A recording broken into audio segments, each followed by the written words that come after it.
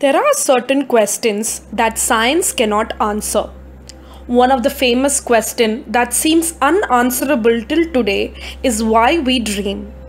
Even though there are many theories and explanations, it is not entirely accepted to be true. So yes, we do not know why we dream. But what if we could control our dreams? Is it possible? Well, it turns out that this is actually possible for 20% of the people naturally. It is said that humans would have dreams or nightmares 4 times on an average during his lifetime. There are 4 stages of sleep. The last stage is the most important one. It is called as REM or rapid eye movement. We get dreams in the REM state. And because we are in the deepest stage of sleep, our physical body does not act upon the dream. We might often wake up after the dream breathing and sweating profusely. For example, we all would have dreamt of falling off from a cliff or falling from a certain height, and this feels hyper realistic that our bodies jerk as we sleep. But what if we could control that dream or that nightmare? Such dreams are called as lucid dreams.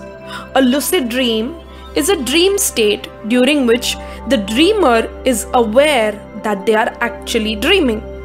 And during a lucid dream, the dreamer may gain some amount of control over the dream characters, narrative, and the environment. Stephen LaBerge, born in 1947, is an American psychophysiologist specializing in the scientific study of lucid dreaming. He developed techniques to enable himself and other researchers to enter a lucid dream state at will.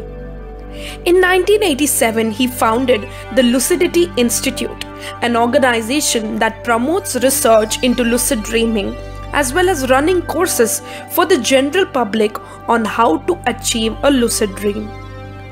But what is the use of lucid dreaming anyway?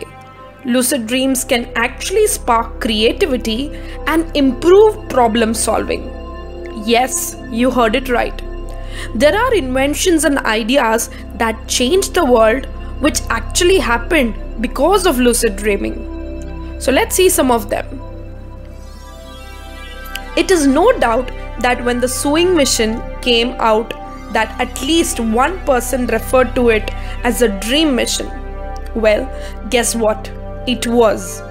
Elias Howe had the idea of creating a device that could successfully sew through cloth. But for a very long time, he couldn't figure out exactly how to make this work. He first tried using a needle that was pointed at both ends, with an eye in the middle. But it was a terrible failure. He thought on this problem in his head constantly. One night, he dreamt that he was taken prisoner by a group of Indians. They were dancing around him with spears in their hands, and he was terrified, as anyone would be. But as he saw these Indians circle around him, he noticed that their spears all had hole on their tips. He thought, why didn't I think of that? And when he woke up, he realized that the dream had provided an inspired solution to his sewing machine problem. By locating a hole at the tip of the needle, the thread could then be caught after it went through cloth, thus making his dream machine operable. The father of quantum mechanics, Niels Bohr, often spoke of his inspirational dream that led to his discovery of the structure of the atom. The son of academic parents, Bohr got his doctorate in 1911 and gained notoriety for deciphering complex problems in the world of physics that had left his colleagues stumped. In time, he set upon understanding the structure of the atom, but none of his configurations would fit. One night, he went to sleep and began dreaming about atoms. He saw the nucleus of the atom with electrons spinning around it, much as planets would spin around the sun. Bohr felt the vision was accurate, but as a scientist, he knew the importance of validating his idea before announcing it to the world. He returned to his lab and searched for evidences to support his theory. It held true, and Bohr's vision of atomic structure turned out to be one of the greatest breakthroughs of this day. Bohr was later awarded a Nobel Prize for Physics as a result of his leap in creative thinking, all while asleep. One of the greatest movies about lucid dreaming, Inception, was actually inspired by Christopher Nolan's personal experiences with lucid dreaming. Yes, as it turns out, he is an avid lucid dreamer. Although the movie follows a dramatic exaggeration of certain aspects of the dreamscape and lucid dreaming in particular, it's a surprisingly accurate representation of the principles involved in lucid dreaming. In 1965, Paul McCartney of Beatles composed the entire melody for the hit acoustic song Yesterday in his dream.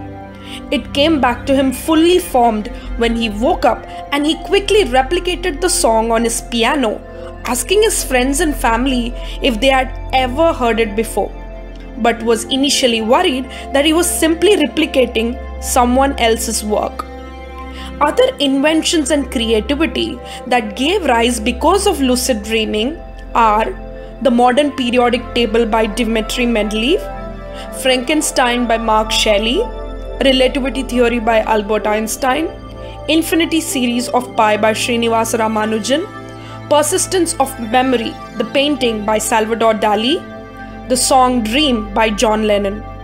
It is also believed that Abraham Lincoln actually witnessed his assassination in a dream he had before he was killed. Apparently, the dream really troubled Lincoln shortly before he was killed. Lucid dreaming has its own benefits and disadvantages for the people who want to practice it. But if you are a natural lucid dreamer, and if you dream yourself falling off from a cliff, you can either fly like an eagle before you hit the ground or simply teleport yourself to Saturn.